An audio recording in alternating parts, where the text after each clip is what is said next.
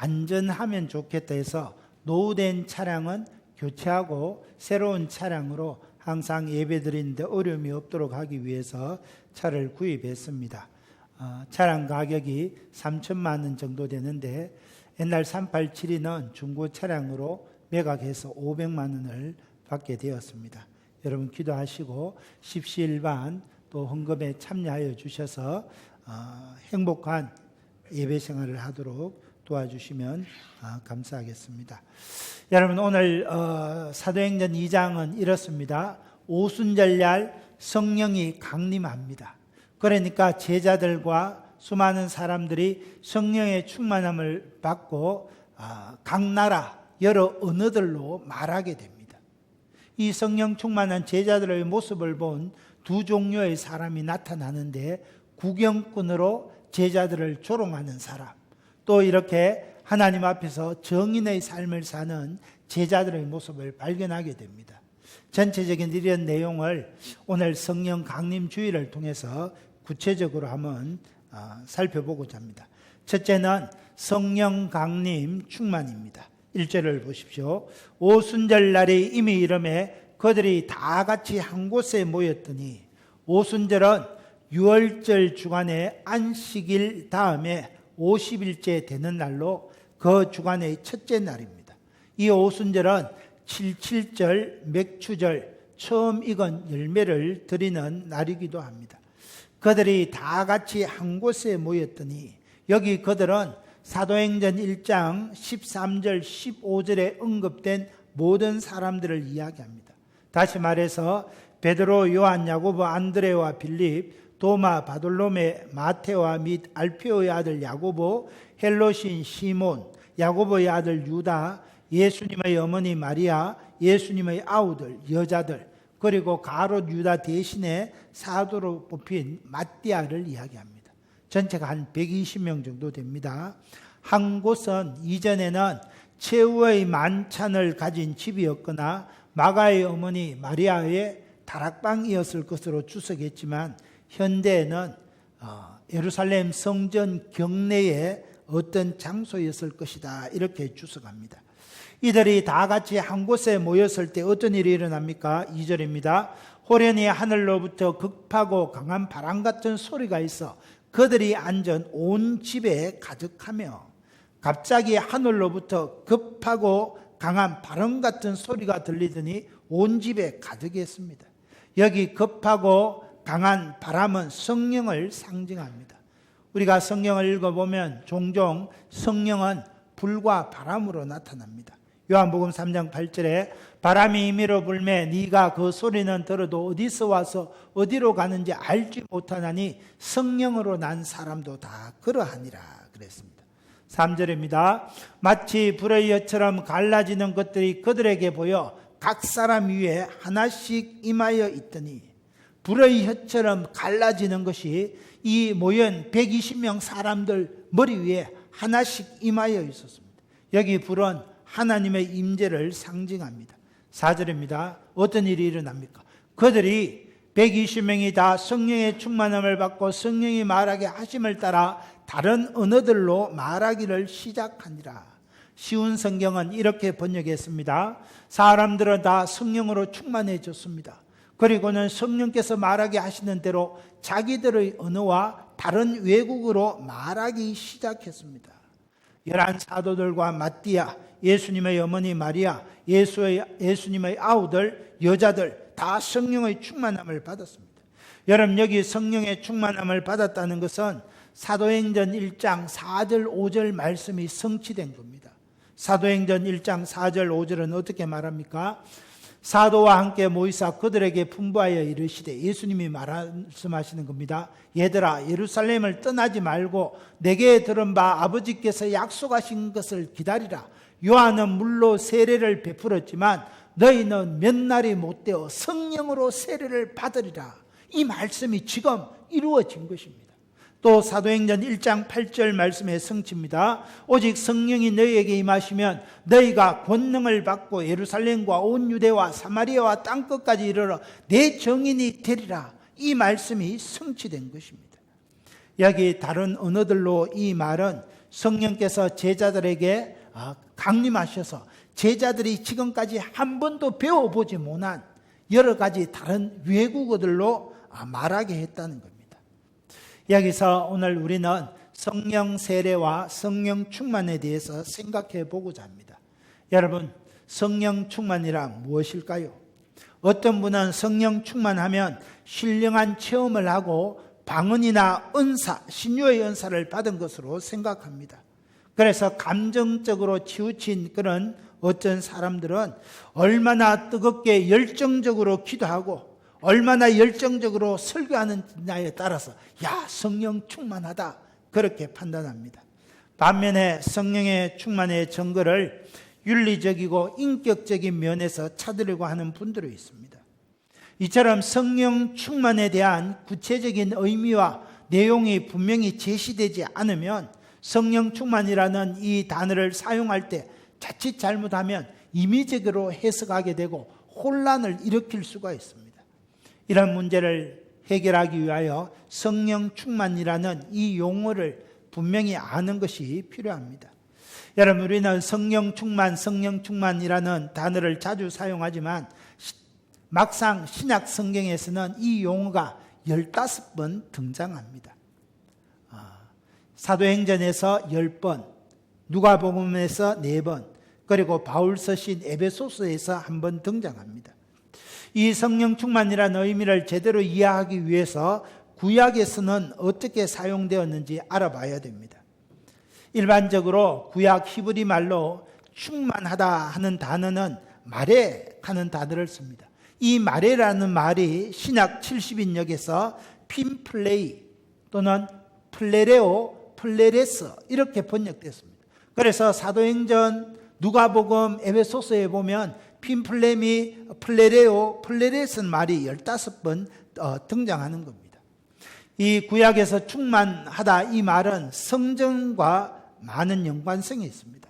그래서 구약의 성막과 성전에 하나님의 영광이 충만했다, 하나님의 임재가 충만하다 할 때 말에 이 단어를 사용했다는 겁니다. 또 구약에서 성령이 임하거나 충만하는 것은 특별히 임무 수행과 연관이 있습니다. 하나님께서 특정한 사람을 택하여 하나님의 신으로 충만케 하셔서 성전을 건축하게 하거나 백성을 인도하게 하거나 선지자적 사명을 감당할 때 하나님의 영을 충만히 부어주셨다는 겁니다. 이 둘을 요약하면 구약에서 성령 충만은 하나님의 임재가 가득한 것이고 특별히 하나님의 일, 임무 수행을 하기 위해서 능력을 부어주신 것으로 이해할 수 있습니다.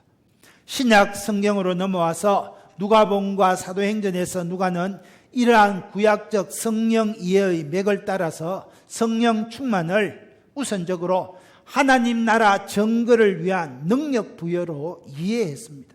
그래서 사도행전에서는 이 하나님 나라가 확장되어 가는 일에 성령 충만이라는 용어를 많이 사용했습니다.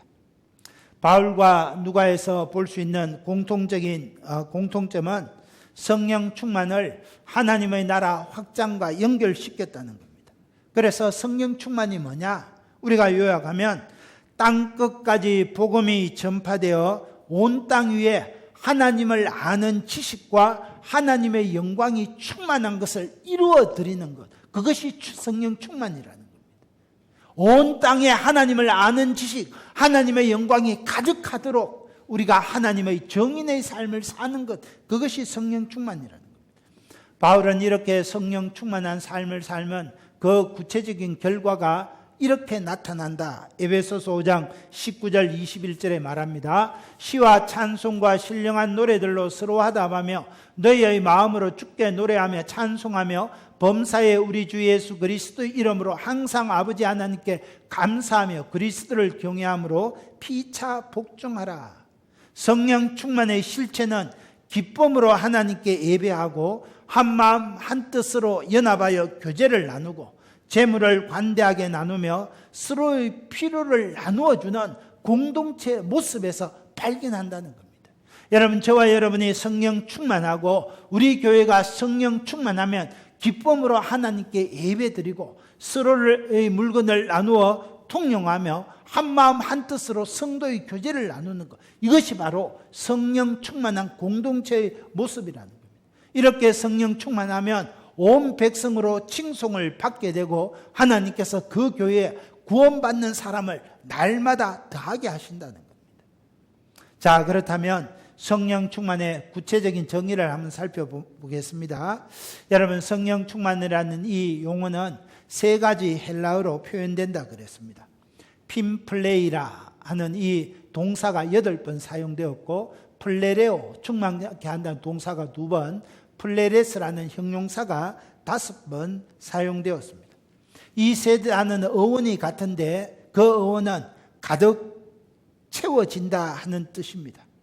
그러므로 문자적인 측면에서 성령 충만이라는 것은 성령께서 개인과 교회 안에 성령님의 영적인 임재와 능력을 가득 채워주는 것, 그것을 의미합니다. 또한 비유적인 측면에서도 성령 충만의 의미를 찾아봐야 합니다. 바울은 성령 충만을 술 취함과 비교하며 비유적 의미를 분명하게 드러냅니다. 여러분, 술에 취하면 술의 영향과 지배를 받는 것처럼 성령으로 충만하면 성령의 강력한 영향력을 압도된다는 겁니다. 술을 마시면 술 기운이 온몸에 퍼지듯이 성령 충만하면 그 성령의 능력이 전 인격에 영향을 미친다는 겁니다. 그래서 이런 문자적인 의미와 비유적인 의미를 종합하면 성령 충만이란 우리 개인이나 공동체 전 존재의 삶에 성령의 임재와 영향력이 침투되어서 우리가 온전히 성령의 임재 다스리심을 받고 성령의 통치함을 받는 것, 그것이 바로 성령 충만이다 하는 것을 알면 되겠습니다. 자, 그러면 우리가 또 한 가지 살펴볼 것은 이 성령 충만의 단회성과 연속성에 대해서 살펴보고자 합니다. 우리 개혁주의 교회는 성령 충만을 어떻게 이해하고 오순절 교회, 순복음 교회는 성령 충만을 어떻게 이해하느냐 하는 것을 살펴보고자 합니다. 여러분, 오순절 교회는 성령 세례, 성령 충만을 똑같은 의미로 생각합니다. 그래서 2000년 전에 오순절 이 성령 강림 사건은 지금도 일어나야 된다, 지금도 반복되어진다, 그렇게 주장합니다. 그래서 오순절 계통의 교회에서는 물세례와 성령 세례를 구분합니다. 물세례 받은 것으로 만족하지 말고 물세례 예수 그리스도를 믿고 중생받은 사람은 다시 성령 세례, 성령 충만, 2차적인 은혜를 받아야 된다. 그것이 오순절 교회의 주장입니다. 그러나 우리 전통교회, 개혁주의 교회에서는 오순절 성령 세례, 성령 충만은 다시 되풀이되지 않는 단회적인 사건으로 봅니다. 모든 성도들은 믿을 때 성령 세례를 받기 때문에 더 이상 성령 세례를 추구할 필요가 없다. 우리 개혁주의는 성령 세례, 예수 그리스도를 구주로 고백할 때 성령 세례를 받았기 때문에, 성령 세례를 받을 때 성령께서 우리 안에 내주하시기 때문에 우리는 항상 성령 충만을 추구하고 사모하면 된다, 이렇게 가르치는 겁니다. 그러니까 우리 개혁주의 견해에 따르면 새로운 성령의 부어심의 의미로 성령 세례를 기대하고 추구하는 것은 심각한 오류입니다. 오순절 교회 사람들은 이렇게 주장합니다. 성령으로 충만케 하시는 성령 세례가 오직 예수 그리스도를 믿을 때만 일어난다고 하는 견해는 오늘 우리 그 성도 가운데, 그리스도인 가운데 역사하시는 성령의 활동을 축소시킨다. 그래서 교인들을 성령의 충만함을 사모하지 않고 살아가는 현재의 상태에 안주하게 한다, 그렇게 주장합니다. 여러분, 물론 이런 오순절 교회 성령 세례 교리는 오늘 우리 성도들 가운데 새로운 성령 충만에 대한 자극을 일으킨다는 점에서는 좋은 점이 있지만은, 그러나 오순절 교회의 이 성령 세례는 심각한 결함을 안고 있습니다. 첫 번째, 오순절 성령 강림은 구속사적인 관점에서 더 이상 반복해서 일어날 수 없는 단회적인 사건이라는 사실을 잊어버리고 있다는 겁니다. 여러분, 오순절 성령 강림은 하나님께서 마지막에 성령을 부어주사 이스라엘을 회복하고 부흥케 하리라는 구약의 종말론적인 소망이 성취된 것입니다. 그래서 누가는 오순절 성령 강림을 요엘 선지자가 말한 말세에 젊은이들은 꿈을 꾸고 늙은이들은 예언하리라, 이것이 이루어진 것으로 본다는 것입니다. 그래서 이 언약은 새 언약의 중보자이신 예수님의 구속사역이 종료될 때 실현되는 겁니다. 그래서 공관복음서, 마태, 마가, 누가복음을 읽어보면 그 누구도 성령의 선물을 받았다 하는 것이 나타나지 않습니다. 요한복음은 좀 더 구체적으로 언급하는데 요한복음 7장 39절입니다. 예수께서 아직 영광을 받지 않으셨으므로 성령이 아직 그들에게 계시지 아니하시더라. 예수께서 영광을 받지 않으셨다, 이 말은 예수님이 우리의 죄를 용서하시기 위하여 십자가에 죽으시고 다시 살아나시고 승천하신 일이 일어나지 않았기 때문에 아직 성령을 받지 않았다는 겁니다. 또 요한복음 16장 7절입니다. 내가 떠나가지 아니하면 보혜사가 너희에게로 오시지 아니할 것이요 가면 내가 그를 너희에게로 보내리라. 다시 말해서 예수님이 죽으시고 부활하시고 승천하셔야지 성령이 우리에게 온다는 겁니다. 사도 바울도 예수님의 구속사역으로 성령을 우리에게 풍성히 부어주신다, 그렇게 말했습니다. 그러므로 오순절 성령 강림은 구약의 종말론적인 소망과 언약이 예수님의 중보사역으로 인해 성취되는 것입니다. 그러니까 예수님이 죽으시고 부활하시고 성천하실 때 성령이 이루어졌는데 이것은 단회적인 사건, 유일무이한 사건이라는 겁니다. 그런데 오순절주의 사람들이 주장하는 것처럼 우리 예수님이 십자가에 죽으시고 부활하시고 성천하셨잖아요. 지금은 그것이 아닌데 우리 예수님께서 구속사역을 다 이루어 놓으셨는데 지금도 성령 세례, 성령 충만 받아야 한다는 것은 잘못된 것이다, 그것을 이야기하는 겁니다. 그러니까 오순절 교회 사람들이 또 주장합니다. 성령 충만은 지금도 계속 반복되었고 중생 후에 받아야 될 2차 은혜다. 사도행전을 봐라. 오순절 때뿐만이 아니라 또 이렇게 오순절 후에 사마리아 땅에서도 고넬료에게도 에베소에 있는 제자들에게도 성령 충만이 임했지 않느냐. 그러니까 성령 충만은 계속해서 반복되어진다, 그렇게 이야기합니다. 그러나 이것도 사도행전의 저자 누가의 1차적인 관심은 중생 후에 성령을 받느냐의 문제가 아니라 사도행전 1장 8절 말씀, 오직 성령이 너희에게 임하시면 예루살렘과 온 유대와 사마리아와 땅끝까지 복음이 증거되어 가는 것을, 이것을 보여주기 위해서 사마리아 땅에도 고넬료에게도 에베소에게도 성령 강림을 보여주고 있는 것입니다. 그러므로 우리는 이것을 볼 때 오순절 성령 강림은 단회적인 일이다 하는 것을 분명히 알아야 되겠습니다. 둘째, 중생 후 성령 세례라는 구도 속에 모든 신자들의 체험을 회귀라 하는 것은 성령 체험의 다양성을 강가하는 어리석음을 범하는 겁니다.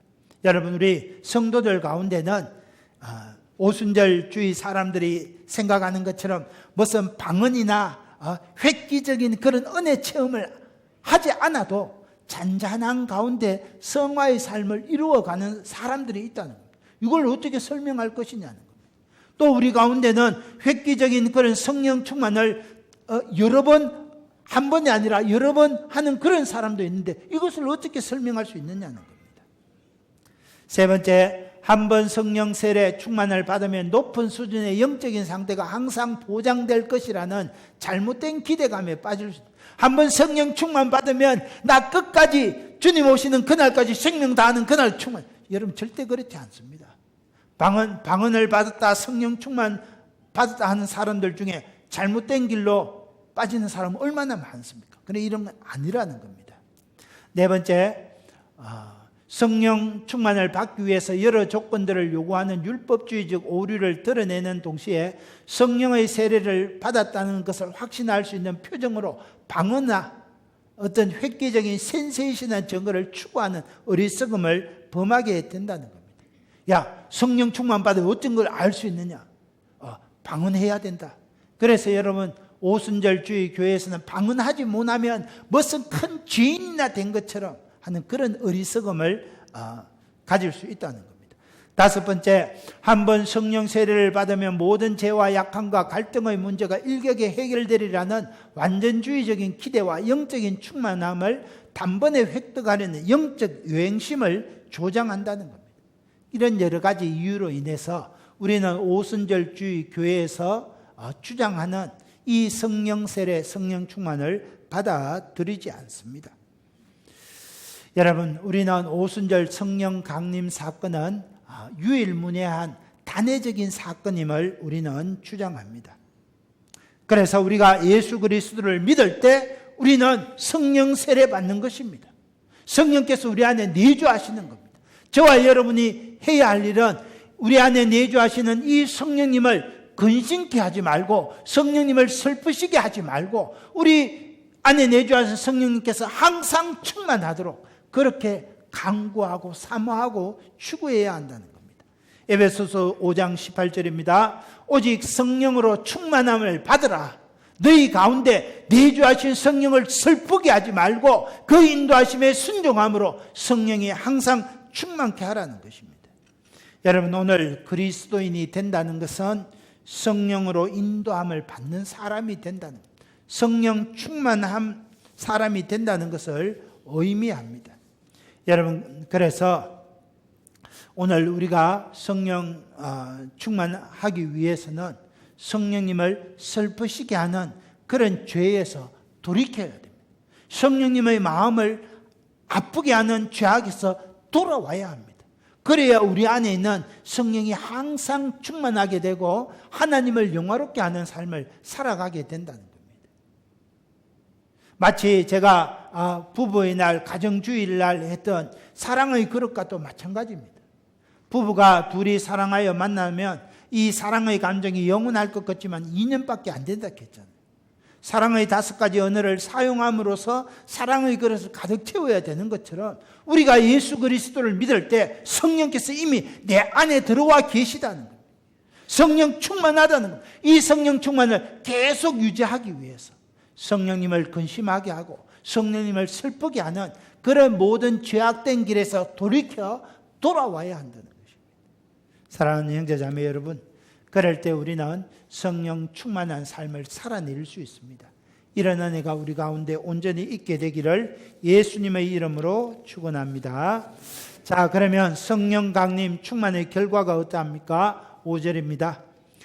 그때 경건한 유대인들이 천하 각국으로부터 와서 예루살렘에 머물러 있더니 제자들이 여러 다른 외국으로 말할 때 거기 누가 있었습니까? 경건한 유대인들이 천하 각국으로부터 예루살렘에 몰려들었습니다. 이들은 아마 오순절을 맞아 예루살렘을 방문한 순례자들과 예루살렘에 살고 있는 유대인들이었을 겁니다. 이들의 반응이 어떠합니까? 6절 하반절 8절입니다. 각각 자기의 방언으로 제자들이 말하는 것을 듣고 소동하여 다 놀라 신기하게 여겨 이르되 보라, 이 말하는 사람들이 다 갈릴리 사람이 아니냐? 우리가 각 사람이 난곳 방언으로 듣게 되는 것이 어찌 됨이냐? 쉬운 성경은 이렇게 번역했습니다. 그들은 믿는 사람들이 자기네 나라 말로 말하는 것을 듣고는 모두 놀랐습니다. 군정들은 너무나 놀라 이상히 여기며 말했습니다. 보시오, 말을 하는 이 사람들은 모두 갈릴리 사람들이 아닙니까? 그런데 우리가 이 사람들이 저마다 우리가 사는 지방말을 하는 것을 듣게 되니 이것이 도대체 어찌된 일입니까? 여러분, 지금 이 예루살렘에 몰려든 수많은 무리들은 세계 각국에서 왔는데 그들 나라 말로 제자들이 말하는 것을 듣고 소동했다는 겁니다. 이유가 어디 있습니까? 여러분, 당시 갈릴리는 천대받고 멸시받던 지역이었습니다. 그래서 성경을 읽어보면 갈릴리에서 무슨 선한 것이 날 수 있겠느냐 그렇게 말했습니다. 더구나 제자들은 갈릴리 바다에서 고기 잡던 무식한 배우지 못한 사람들입니다. 그랬던 제자들이 유창하게 자기들 나라 말로 막 이렇게 말하니까 이 사람들이 깜짝 놀라서 소동하고 있다는 것입니다. 자, 자, 이들은 각기 어떤 지역에서 왔습니까? 9절 11절입니다.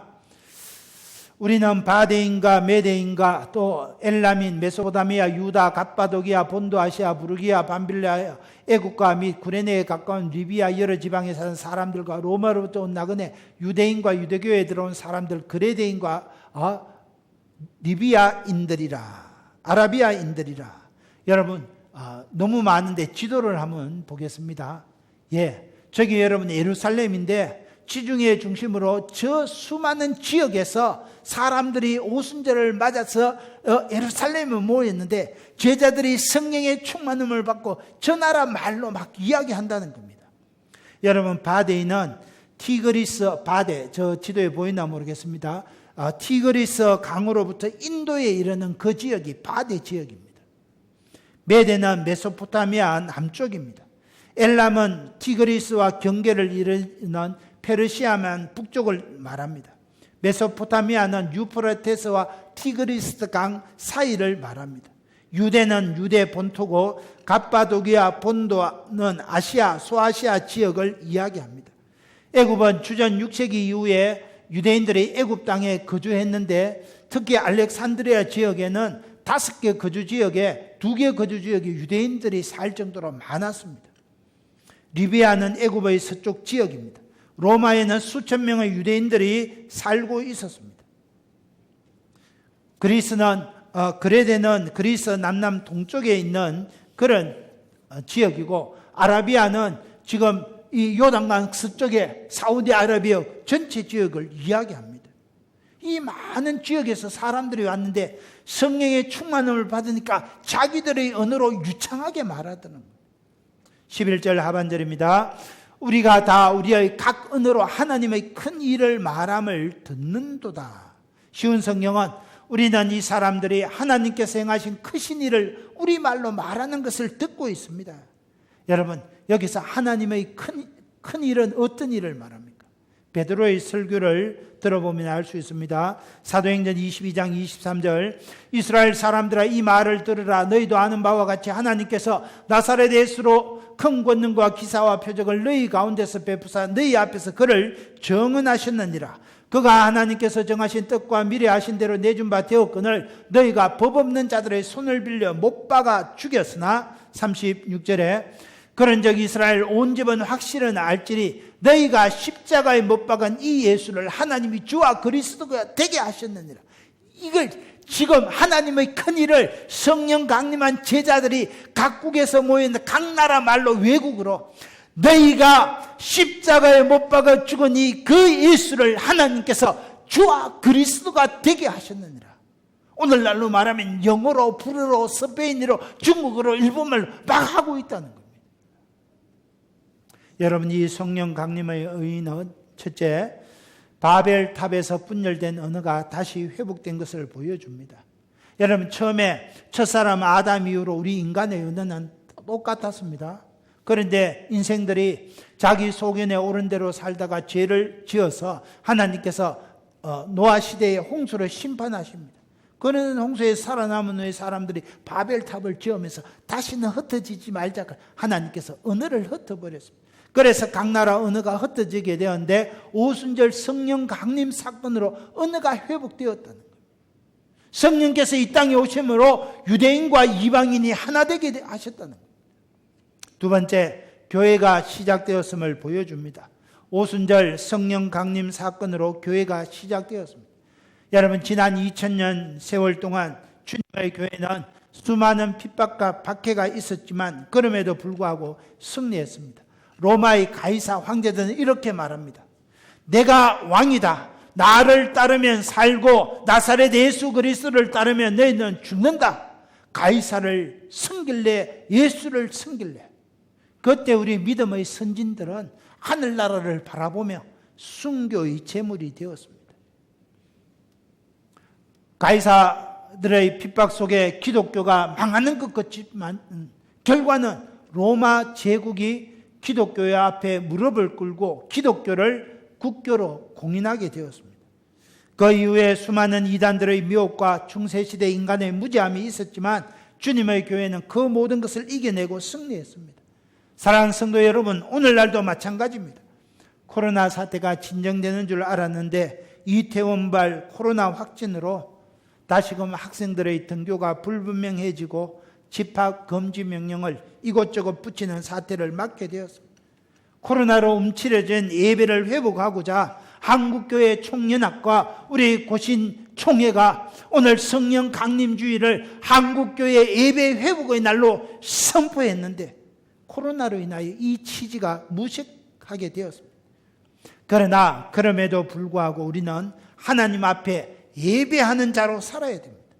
우리 예수님께서 요한복음 15장 5절에 친히 말씀하셨습니다. 나는 포도나무요 너희는 가지라. 그가 내 안에 내가 그 안에 가면 사람이 열매를 많이 맺나니 나를 떠나서는 너희가 아무것도 할 수 없습니다. 포도나무 대신 예수님께 붙어 있어야 생명력 넘치는 삶을 살 수 있다는 겁니다. 포도나무 대신은 예수님께 그해야 풀이 마르듯 마르지 않고 여러분 우리의 영혼이 살아난다는 겁니다. 여러분 오늘 우리가 왜 이렇게 우리가 시험에 들고 우리의 믿음이 떨어졌습니까? 포도나무 대신은 예수님께 붙어 있어야 되는데 붙어 있지 못하고 3개월 동안 예배에 참석하지 못하니까 내 영혼이 메말라 갈 수밖에 없는 겁니다. 시험에 들 수밖에 없는 겁니다. 포도나무 대신은 예수님 앞에 붙어 있어야 그 예수님 안에 그해야 내가 살아나고 믿음이 회복되고 승리되는데 그렇지 못하니까 우리는 어려워지게 되는 겁니다. 사랑하는 성도 여러분, 그러므로 우리는 포도나무 되시는 예수님께 붙어 생명력을 유지해야 됩니다. 성도된 우리는 주일 성수와 공예배를 통하여 예수님께 붙어 있어야 됩니다. 그래야 생명을 유지하고 승리하게 됩니다. 사랑하는 형제자매 여러분, 힘들고 어려울 때 우리의 신앙과 삶의 기준은 하나님의 말씀, 더 바이블 성경입니다.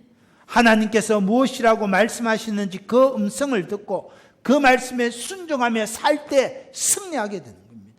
하나님께서 친히 말씀하셨습니다. 신명기 6장 5절에 너는 마음을 다하고 뜻을 다하고 힘을 다하여 내 하나님 여호와를 사랑하라.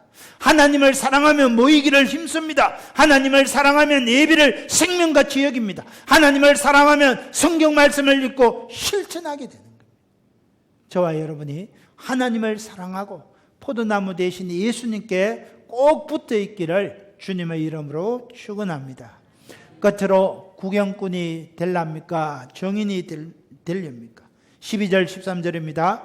다 놀라며 당황하여 서로 이르되 이 어찌 된 일이냐 하며 또 어떤 이들은 조롱하여 이르되 그들이 셋술에 취하였다 하더라. 제자들이 성령 충만하여 각 나라 언어로 하나님이 하신 큰일, 너희가 십자가에 못 박아 죽인 그 나사렛 예수를 하나님께서 살려주셔서 주와 그리스도가 되게 하셨다. 이것을 보고 구경꾼들은 저 사람들이 셋술에 취하였구나 조롱했습니다. 여러분 여기 셋술은 새로 담간 술이 아니라 하찮은 술, 급이 낮은 술, 그 술을 의미합니다. 사구리 술을 말합니다. 그러니까 이 구경꾼들은 제자들이 성령 충만하여 각 나라 언어로 하나님의 크신 일을 말할 때 아이고 저놈들 사구리 술을 아침부터 먹고 술에 취하였구나 이렇게 조롱했다는 거예요. 그러나 제자들은 달랐습니다. 제자들은 예루살렘을 떠나지 말고 아버지께서 약속하신 것을 기다리라. 성령으로 세례를 받으리라. 이 말씀이 성취된 것을 알았습니다. 성령이 임하시면 너희가 예루살렘과 온 유대와 사마리아와 땅끝까지 이르러 내 증인이 되리라. 이 말씀이 성취된 것을 알았습니다. 그래서 이후로 사도행전에 보면 제자들이 예루살렘에서 유대로 사마리아로 땅끝까지 복음을 전가하게 되는 것을 보게 됩니다. 사랑하는 형제자매 여러분, 사도행전은 끝이 없습니다. 사도행전 28장 31절은 이렇게 말합니다. 하나님의 나라를 전파하며 주 예수 그리스도에 관한 모든 것을 담대하게 거침없이 가르치더라. 사도행전은 28장으로 끝나는 것이 아니라 오늘도 예수 그리스도를 구주로 고백하는 우리들을 통하여 하나님의 나라가 전파되고 주 예수 그리스도께 대한 모든 것을 거침없이 담대하게 가르쳐야 한다는 겁니다. 어쩌면 사도행전 29장은 이 창녕 땅 6만 6천여 영혼들에게 복음을 거침없이 담대하게 전가하는 우리들의 이야기로 채워질 수 있습니다. 사도행전 29장은 창녕 제일교회의 이야기, 저와 여러분의 이야기로 채워질 수 있다는 것입니다. 이 시간 오순절 성령으로 강림하신 주님께서 우리에게 질문하십니다. 얘야, 너는 구경꾼으로 살래? 정인으로 살래? 성령님의 이 질문에 여러분, 정인으로 살겠습니다. 하나님의 영광을 드러내는 삶을 살겠습니다. 그렇게 고백하는 우리 모두가 되시기를 예수님의 이름으로 축원합니다. 이 말씀 생각하면서 우리 한번 주여 청하며 기도합니다. 주여! 하나님 아버지, 오순절 성령 강림 사건은 단회적으로 일어난 성령 세례, 성령 충만의 일임을 깨우쳐 주시니 감사합니다.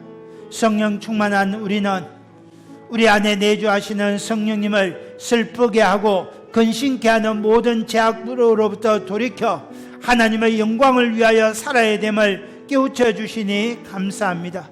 하나님 아버지, 구경꾼들은 저희가 사구려 술을 마시고 아침부터 취하였구나 조롱하였지만, 제자들은 성령으로 세례를 받으리라는 말씀이 이루어진 줄 알고 땅끝까지 정인이 되는 삶을 살았습니다. 오늘 이 시간 성령님께서 우리 각 사람에게 말씀하고 계실 줄 믿습니다. 예, 너는 구경꾼이 될래? 정인이 될래? 주님, 이 질문에 정인의 삶을 살겠습니다. 하나님의 영광을 위하여 살겠습니다. 그렇게 고백하는 우리 모두가 다 되게 하여 주옵소서. 예수님 이름으로 감사하며 기도드렸습니다.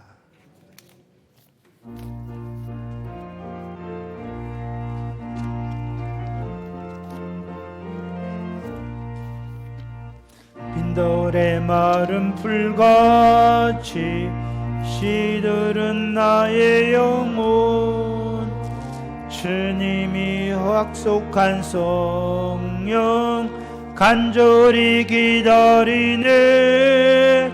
가물음의 마른 땅에 단비를 내리시듯 성령의 단비를 부어 새 생명 주옵소서. 반가운 빗소리 들려 산천이 춤을 추네. 봄비로 내리는 성령 내게도 주옵소서. 가물음의 마른 땅에 단비를 내리시듯 성령의 단비를 부어 새 생명 주옵소서. 절 따라 우러를 내려 초목이 무성하니 갈급한 내 심령 위에 성령을 부으소서. 가물음의 마른 땅에 단비를 내리시듯 성령의 단비를 부어 새 생명 주옵소서. 참되신 사랑의 언약 어길 수 있사오랴. 오늘의 흡족한 은혜 주실 줄 믿습니다. 가물음의 마른 땅에 단비를 내리시듯 성령의 단비를 부어 새 생명 주옵소서.